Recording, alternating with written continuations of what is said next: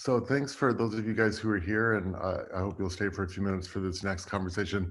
Kind of shifts gears a little bit, but I loved as I was getting ready, just listening to you guys talk about just kind of holding the space on, how we're evolving our consciousness in this time and the ability for us to actually reset. And I'm really happy that I've been able to be in Kauai and kind of rethink my whole life in a way, like probably a lot of people have over the last couple of months. Um, but the reality is that there are some pretty serious economic impacts that are happening from what's going on. And so I work for a company called Hub Culture, which is a social network, and we were pretty early in digital currency. We launched the first digital currency in 2007 called Ven. And, Bitcoin came along 2 years later in 2009 and ushered in the movement around decentralized technology. Ven is a little bit like a stable coin, but it does not run primarily on a blockchain. So it's not fully decentralized, but it has what we call gateways that allow it to run on Ethereum or EOS, which we built over the last couple of years. But for us, Ven was created as a way to really power the social network so that we could put data ownership into the hands of the members of the social network. So it was interesting you talking about Zuckerberg and Facebook and this kind of impulse to, try not to be evil, whether it's Google or Facebook. But at the end of the day, the economic model for those products is free to the user in exchange, or largely free to the user in exchange for selling your data and for selling the information that they collect about you. And I had worked in advertising for a long time and didn't really want to build a social network based on that idea. And I started one of the first social networks. Hub Culture began in 2002, so even before MySpace and Facebook. Um, but I like to do things in the real world, and we like to create kind of fun experiences for people. So we kind of grew as like a little bit of a party network, like a cause network, and a kind of leadership network. And so a lot of our activity has, especially because we've never done venture, has always been kind of self-generated. And in order to help us manage that, we launched the currency.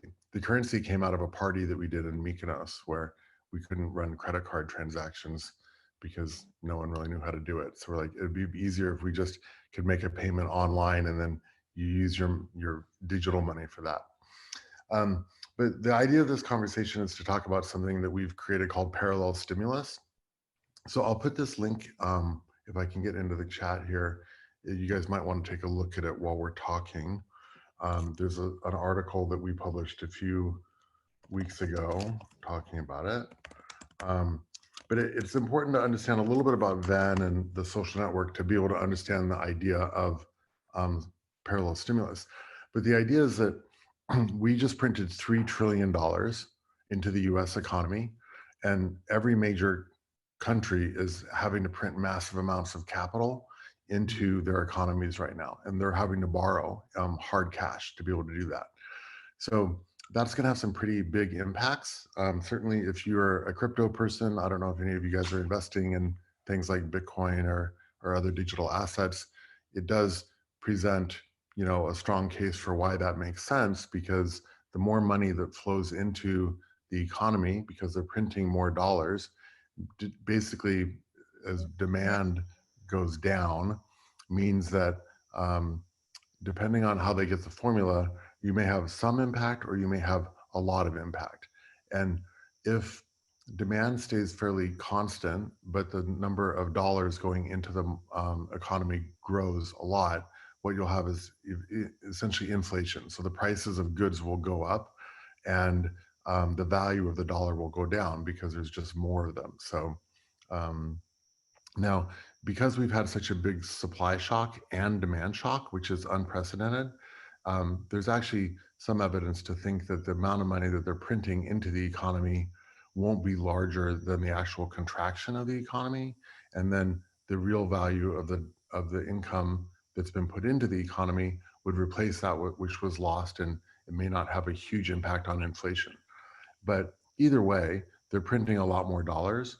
And in the crypto world, they're not really, it depends on the asset, but certainly for Bitcoin, there's a fixed amount, and that provides a method by which you can imagine that the price will go up over time. Because if more people want it and the supply is staying the same, then the price is going to go up. With parallel stimulus, it takes some of the economics of what we might call like digital monetary theory and makes it available for a municipality or a place. So it could be the county of the Big Island. It could be the county of Kauai, where I am. It could be a city. It could be a state. It could even be a country. And we're talking to a few of those places.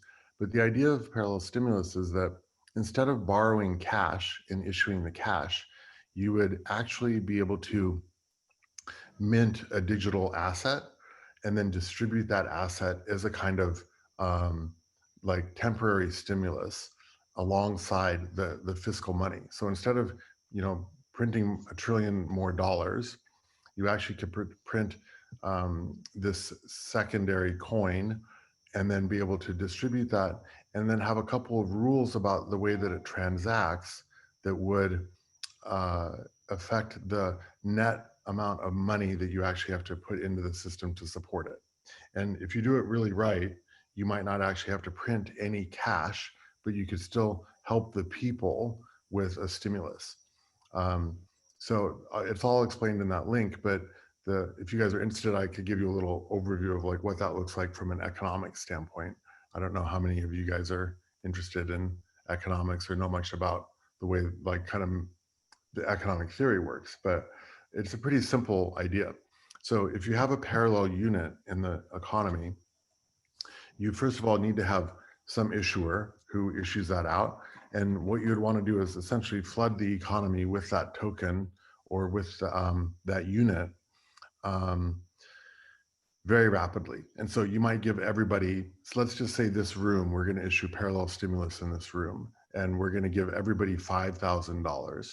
Okay, so I'm the issuer, and boom, boom, boom, 1, 2, 3, 4, 5, 6, 7, 8, including the room moderator, each get $5,000. That's a $40,000 stimulus that goes into um, the economy. But instead of calling them dollars, we're going to call them units because we're at the unit conference. And crucially, we're not going to make them exchangeable back to US dollars. So you can't do a direct cash out immediately with your token. But what you can do is shop with that token. So if each of us in this room are a producer of some kind, so maybe one person is a graphic designer and one person is a farmer and another person runs a retail store and another of you has a coffee shop, my $5,000 of unit could be essentially taken to the merchant and spent with the other people in the community. Because we all have the unit, we've all been issued essentially a digital wallet that allows us to be able to take possession of the unit.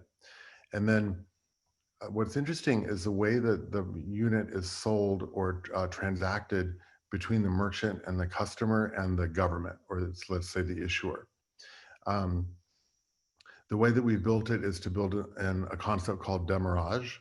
And demurrage is a kind of erosion of the value or the number of units that exist in the economy based on the number of transactions that are happening.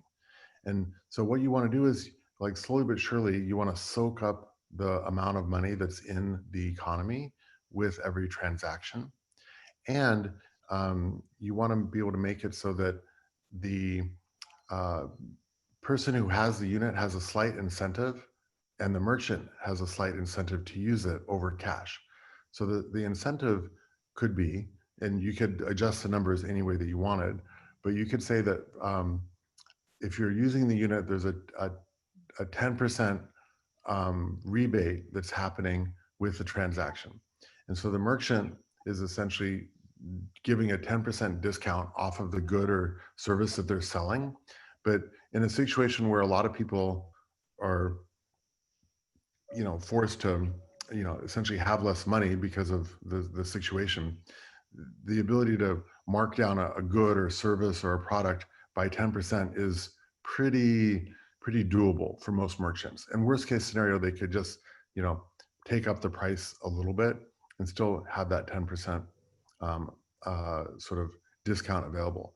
And what would happen is you would pay the full price as the customer of, say, a coffee, and the coffee is $5, or let's say 5 units.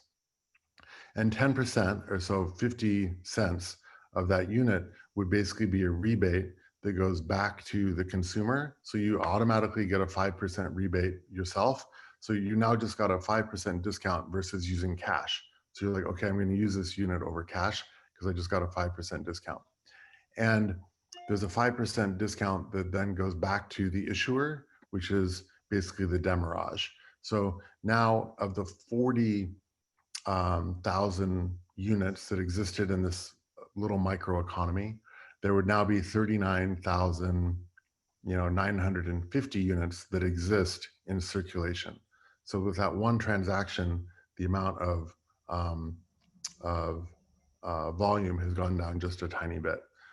Actually, it wouldn't be 49,950. It would be, um, essentially less that 50 cents. But if you do the math on it, after about 20 to 25 transactions, your $5,000 that you started with would have been transacted through the economy and gone back to the issuer.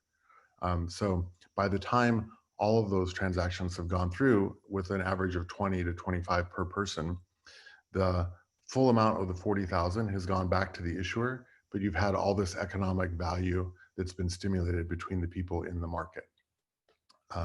So it's a way to sort of essentially be able to issue stimulus to the people and get the economy moving again without having to essentially borrow hard cash. And that's the basic concept of parallel stimulus. If you guys have any questions, or we can kind of dive into the bigger economic issues of cryptocurrency, stimulus, monetary printing, parallel coins, and kind of noodle it. Super interesting. There was some sort of cryptocurrency reference in the stimulus bill. Do you have any information on that? Because I didn't really look into it too much. I just saw the reference. Yeah, it's a pretty big deal actually that they mentioned it. So what that was it's a Democratic sponsored bill, and they put in a line about issuing a digital dollar, which would be what we would call a stable coin. So a stable coin would be like, we run an exchange called Ultra, and so our stable coin is called Ultra USD, and it's basically just one digital token that's backed by one US dollar. And this is really important because the way that the Federal Reserve monetary system works, we don't have the ability for the government or the Fed to issue dollars directly to you or me as a thing, unless you're issuing, like, say, a government like unemployment check or something like that. But we don't have a way to digitally distribute dollars to individuals. We barely have ways to digitally distribute dollars from the Fed to the banks. And the banks have ways to distribute digital dollars from the bank to us, right? But the banks act as an intermediary. And so there was a very quiet meeting that we were in with the Federal Reserve in May of 2018. It was very interesting because there were 22 central banks, and then us, and the Lightning Network, and like one other person, so from the private industry. And the discussion was about the idea of a digital dollar or digital fiat coins from central banks. And so the feeling that came out of that meeting at the time was that the Fed probably would not issue a digital dollar itself, because if it did, it actually would disrupt and destroy the banks. Because if you were to say, like, compare, like, would you rather have a dollar directly from the Federal Reserve, which is backed fully from the government, or a dollar that's issued to you from a bank, which is a private institution that could be subject to failure in a crisis or a bank run? And understanding that when a bank issues a dollar to you in a loan, they're basically only required to keep 10 cents of that dollar in reserve. So a Federal Reserve dollar that gets sent to a bank gets lent out $10 into the consumer economy by the banks, which means that there's a lot of risk, and they just count on there not being a run on the bank to be able to pay out all those dollars. But the Federal Reserve doesn't do that. When the Federal Reserve issues a dollar, it's 100% a dollar. And so the reaction was, if the Fed started issuing digital dollars themselves, they would cause a run on the banks because no one would use a bank because it's 90% more risky than a Federal Reserve dollar. And that's pretty much the case with all the central banks, with the exception of China, which just announced April 22nd that they're launching a Chinese blockchain system that will allow the Chinese government to issue Chinese renminbi directly to people, which is a really massive deal. It's the first big country to issue a fiat currency that will be done on the blockchain, and it's China, right? So that has huge implications. So the digital dollar thing is kind of a reaction to what's going on in China, because the US now realizes that they're going to have to do it. But the US strategy is to do it through the banks, and for the Fed not to be the sole issuer of the dollar. And so they created something called Fed Now, which is a new digital distribution system for dollars. But they would stop first at the banks, and then from the banks they would go to like you and me.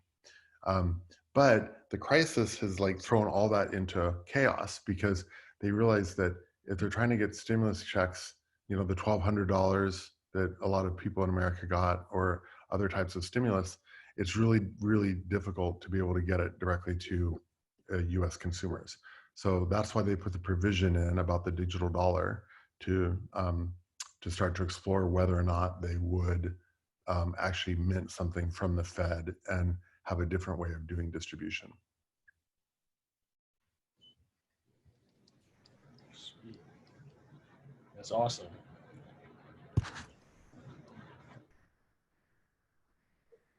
Yeah. So it's kind of interesting, because if you think about the economic contraction that's happening right now, like I normally live in London, they just reported that the economic contraction is the largest in 3 centuries in England, right? Oh, Um, Yeah, it's massive. And when the US numbers come out in a couple of weeks, like the April numbers are not out yet, and they're not going to want to release the April numbers because they're likely to be really quite shocking. Um, so it's going to be interesting to see what the recovery starts to look like in terms of how they're going to plan for some kind of restarting of the economy. I mean, it is a, and what's really crazy is you have all the international dynamics of it not just being the US or the UK, but of course it's every single country in the world. So it means that they're going to probably have to keep printing and giving away a lot of money in the form of stimulus to be able to get things moving again. But it also means that, you know, people are going to have to really, I think, have an opportunity to rethink how we want money to work for society. Because when the crisis happened last time in 2008, it was the banks that got bailed out, and we all know what that meant for the, you know, the rest of us, which was generally not very good outcomes. So if the technology can enable people to get stimulus directly into their own hands, it can actually have a very big impact. But I don't think it's going to be the Fed or the government that actually ends up being successful in doing it. I think it's going to be, you'll see over the next couple years, probably an explosion of localized trading means, because money in that sense is really meant to just be a mechanism for trade, right? So it's not so much about the good itself, the money, it's about what each of us can do with each other in a network to be able to bring value or you know, operation to each other. And that means that if you have interchangeability, which becomes possible in the digital world, the the type of money that exists becomes way less important. We could trade with Bitcoin or digital gold or dollars or Ven or my, you know, credits for, you know, my creativity. As long as you have an exchange capability for all those units of value and a way to understand the value, then you can get shit done. And I think that's what you're going to see is a much more liquid form of being able to exchange value between each other and understanding the way to do that. Do you guys, Michelle or Dan or Brian, any thoughts or comments? Richard? Yeah, I have a question about, or I just want to know your thoughts about how long it would take to not just to for Bitcoin or digital currency or digital cash to compete or complement cash because it's physical now, and I feel like the economy is moving to digitalization like full on, and I think the virus forced us to do that. So how long do you think the world, the planet will adjust to that and fully implement, execute ideas to make that happen? Well, I think it really depends on the place and the level of severity. So some places are already pretty far ahead of, say, the United States. So if you look in Africa, where they Yeah. don't have very good payment systems, they're already well down the path for being able to execute digital payments through the phone. And I do think that the phone is the major place where you're going to start to see these things happen. The thing that is slowing it down in the United States is two things. Number one is regulators, because the regulatory approval, especially for something that isn't the dollar, it's really, really tough to get that regulatory approval. So for Bitcoin, it's going to be a way harder route than it is for, say, a digital US dollar, because a digital US dollar, when it gets approved and issued by the banks, will be approved by the Fed because it's supporting the overall like policy instruments of the United States, right? Because you got to understand that the dollar itself is like the major weapon that the US has for control. Oil is priced in dollars. And the one thing that America is always, certain to go to war over is any threat to the supremacy of the dollar. So as long as the means of exchange is presented as a digital dollar, you can expect that the US would be like ambivalent or not hostile towards it.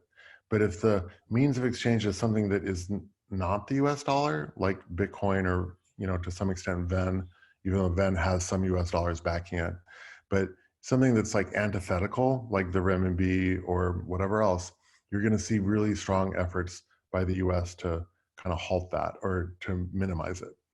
That's the regulatory side. And then the other thing is really merchants.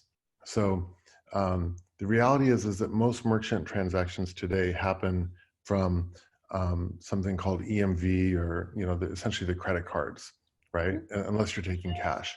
And the credit card system is super, super hard to disrupt.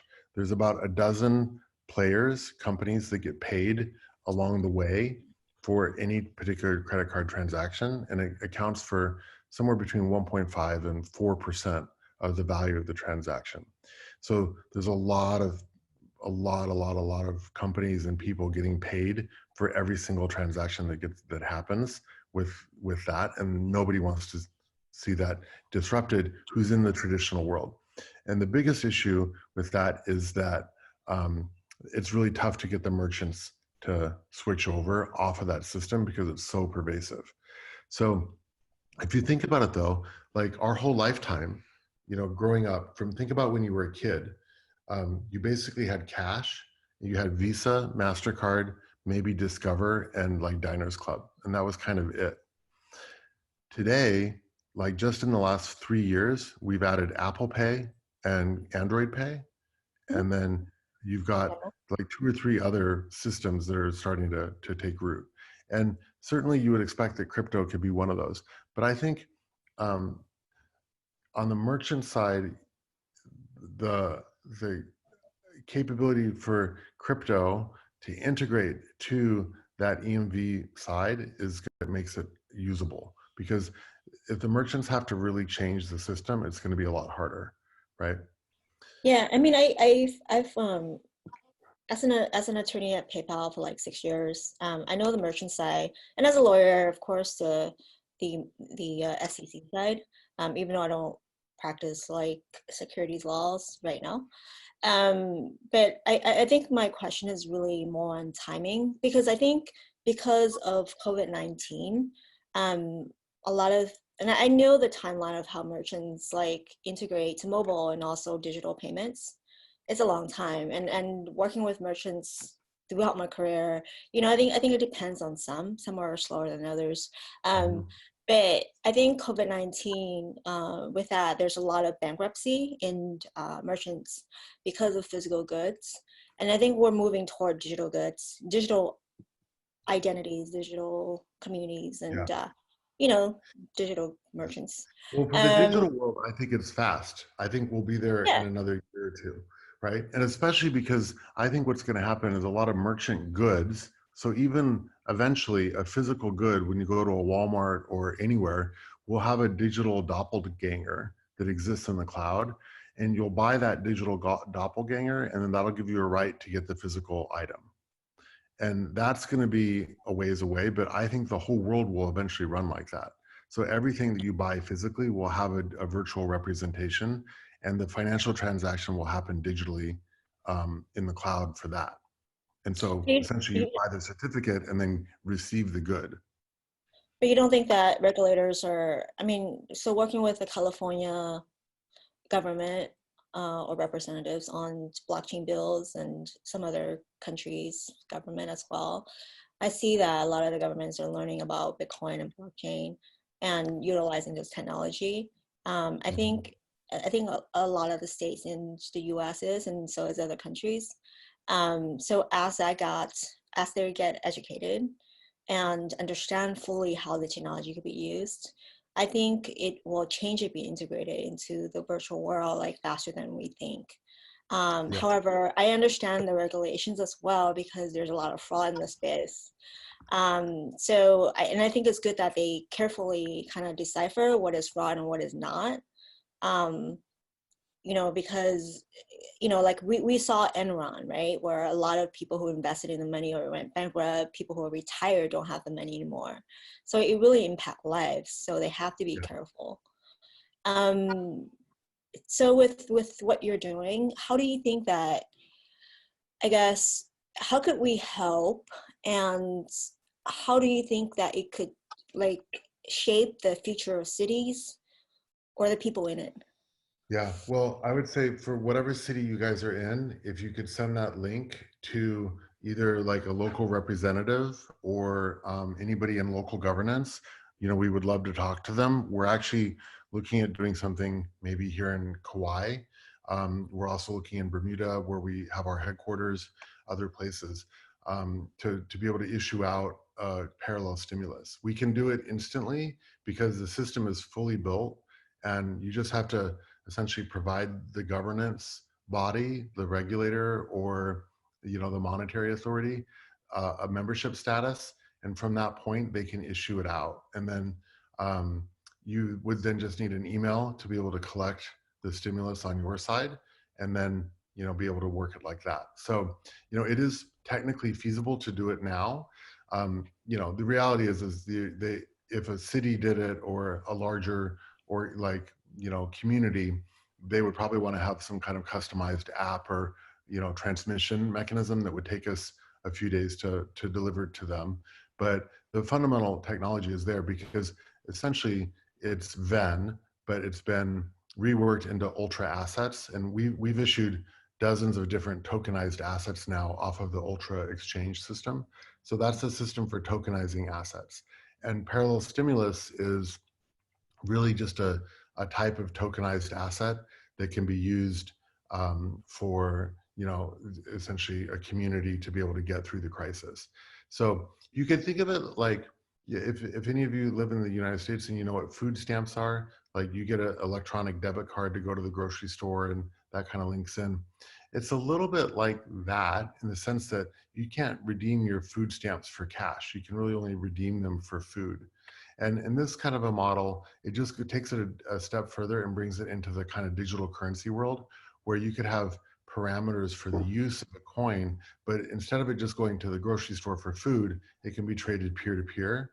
And there's this demurrage that kind of goes back over time, so that you spend your money, but once you move your $5,000 to say Michael, and then Michael moves his $5,000 to Richard, and Richard does $3,000 to Brian, every time there's just a little shave off of that transaction so that it refills the coffer of the issuer.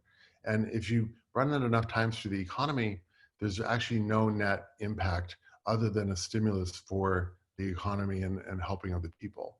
And that, I think, is the powerful idea, is this idea of digital currency meets demurrage in a way that doesn't affect the borrowing capability of the destruction of the fiat currency.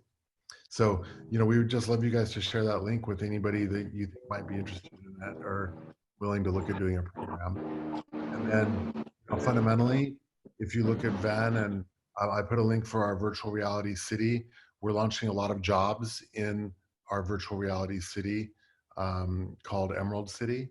And there are ways that you can earn Van and then be able to spend Van for building out in virtual environments. And to Michelle, your point, that's where we see, digital native environments, or where digital currencies will be best used because it's native. And like, we wouldn't really consider using anything other than digital assets. And we're building an exchange in that virtual world, and it'll be a crypto exchange because we would be more interested in trading Bitcoin and Ethereum than national fiat currencies. Do we have time for one more question? Yeah, we have a couple of minutes, I think. I'm not sure who's next in the room. Can I ask you about your governance structure? Yeah, sure. I'm putting a link in here. So Okay. you should look at Propel. So one of the really interesting things is we've been thinking a lot about Hub Culture, which is the company that I work for, really evolving into the first virtual state. And this has been a big topic for us over the last 3 or 4 years. And it started with currency. And then in 2014, it moved to identity with Hub ID. So we run the first digitally managed user-owned identities. So if you own, or if you have an account with us, you own the data in your account. And we started thinking off of that about governance. And so we built Propel, which is a governance platform that allows us to work with the community to deploy governance structures into whatever we're doing. So we have a kind of democratic liquid voting structure for governance in the system, and that covers everything that we're doing. So if, for instance, we wanted to change the backing allocations of Venn, we would use that governance structure to be able to talk to the community to get input. Or if we were going to have a partner issue a parallel stimulus, that partner could deploy governance with it so that they could have input from the community about aspects of, like, maybe how many get issued, or the ways that it could be used, or the mechanisms by which it could be returned.